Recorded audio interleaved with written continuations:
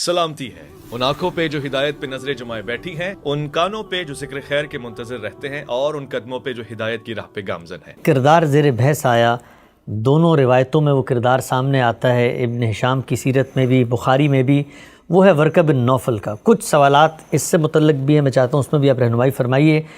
پہلا جو ایک علمی عقلی سوال ذہن میں آتا ہے کہ ہم عام طور پہ سمجھتے ہیں کہ مسیحی ہوں یا یہودی ہوں، حرم کے ساتھ ان کا کوئی تعلق نہیں ہوتا۔ اگر یہ نصرانی تھے تو یہ حرم کا طواف جو ہے وہ کیوں کر رہے تھے؟ اور جب ان کو یقین ہو گیا کہ آپ صلی اللہ علیہ وسلم سچے پیغمبر ہیں تو پھر یہ ایمان کیوں نہیں لے کر آئے؟ پہلی بات کا جواب یہ ہے کہ عرب میں جو لوگ تھے وہ اس بات سے بہت اچھی طریقے سے واقف تھے کہ یہ ابراہیم کا بنایا ہوا گھر ہے۔ وہ اس بات کو جانتے تھے کہ یہ عمرہ، یہ حج ابراہیم علیہ السلام کی قائم کردہ روایت ہے۔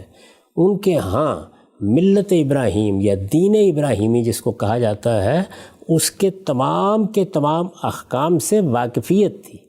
میں نے اپنی کتاب میزان میں وہ پورا پس منظر بیان کیا ہے اور یہ بتایا ہے کہ وہ نماز کا اہتمام کرتے تھے، وہ روزے رکھتے تھے، وہ حج و عمرہ کا اہتمام کرتے تھے، وہ زکوٰۃ دیتے تھے، ان چیزوں سے وہ واقف تھے۔ جمعے کا تک کا اہتمام ہوتا تھا دارالندوہ میں، اس کا خطبہ دیا جاتا تھا۔ اسی طرح سے نکاح، طلاق، اس طرح کی تمام روایات موجود تھیں۔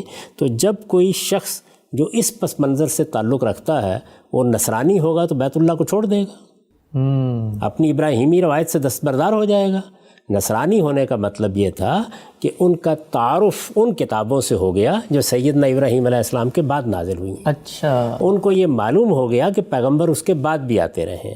انہوں نے ان پیغمبروں کی تعلیمات کو پڑھنا شروع کر دیا، اور نصرانی ہونے کے بعد انہوں نے کیا کیا؟ کیا نماز چھوڑ دی؟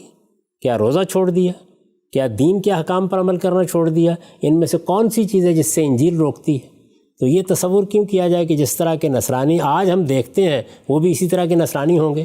وہ دین ابراہیمی کی روایت میں اور ابراہیمی ہدایت کے پس منظر میں کھڑے ہوئے ان سب چیزوں کا مطالعہ کر رہے تھے، ان سے ہدایت لے رہے تھے۔ بالکل اسی طرح جس طرح ہم رسالت میں آپ صلی اللہ علیہ وسلم پر ایمان رکھتے ہیں، ہم قرآن پر عمل کرتے ہیں، آپ کی سنت کی پیروی کرتے ہیں، لیکن اس کے ساتھ تورات کو بھی پڑھتے ہیں، زبور کو بھی پڑھتے ہیں۔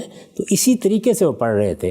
گویا انہوں نے اس بات کا اعلان کر دیا تھا کہ میرے پاس ابراہیم کے دین کی جو روایت ہے اس میں تو جو باتیں تھیں ان پر میں عمل کر رہا تھا، اب میرے سامنے سیدنا مسیح کی روایت بھی آ گئی ہے، یہ بھی میرے لیے سر آنکھوں پر، اور میں اس پر بھی عمل پیرا ہوں گا۔ تو اس پس منظر میں ان لوگوں کو دیکھنا چاہیے۔ نصرانی ہونے کا یہ مطلب ہرگز نہیں تھا کہ وہ اٹھے اور انہوں نے اٹھ کے یہ کہا کہ ابراہیمی روایت کو تو میں چھوڑ رہا ہوں، اب اس کے بعد میں پال کی بیعت کر رہا ہوں۔ اچھا، تو پھر ایمان کیوں نہیں لائے وہ ہم سب؟ نہیں، ایمان نہیں لائے، یہ آپ کو کیسے معلوم ہوا؟ رسالت میں آپ صلی اللہ علیہ وسلم کے ساتھ جو ان کی گفتگو نقل ہوئی ہے وہ ایک مومن کی گفتگو ہے۔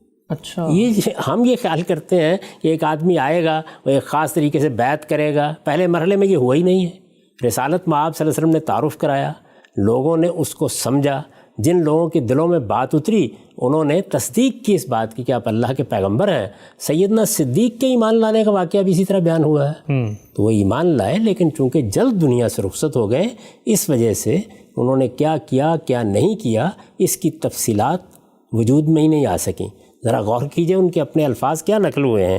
وہ تو یہ کہہ رہے ہیں کہ میں اگر زندہ رہا تو میں آپ کا ساتھ دوں گا، میں آپ کی مدد کروں گا۔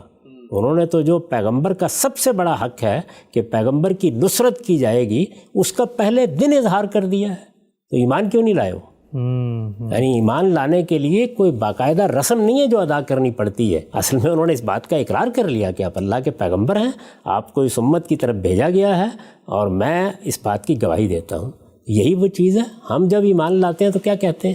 یہ کہتے ہیں کہ میں اس بات کی گواہی دیتا ہوں کہ اللہ کے سوا کوئی الہ نہیں ہے، اور محمد صلی اللہ علیہ وسلم اللہ کے رسول ہیں۔ یہی بات تو انہوں نے کہی ہے رسالت میں آپ صلی اللہ علیہ وسلم کے سامنے۔ سبحان اللہ۔ ٹھیک ہے، ہم سب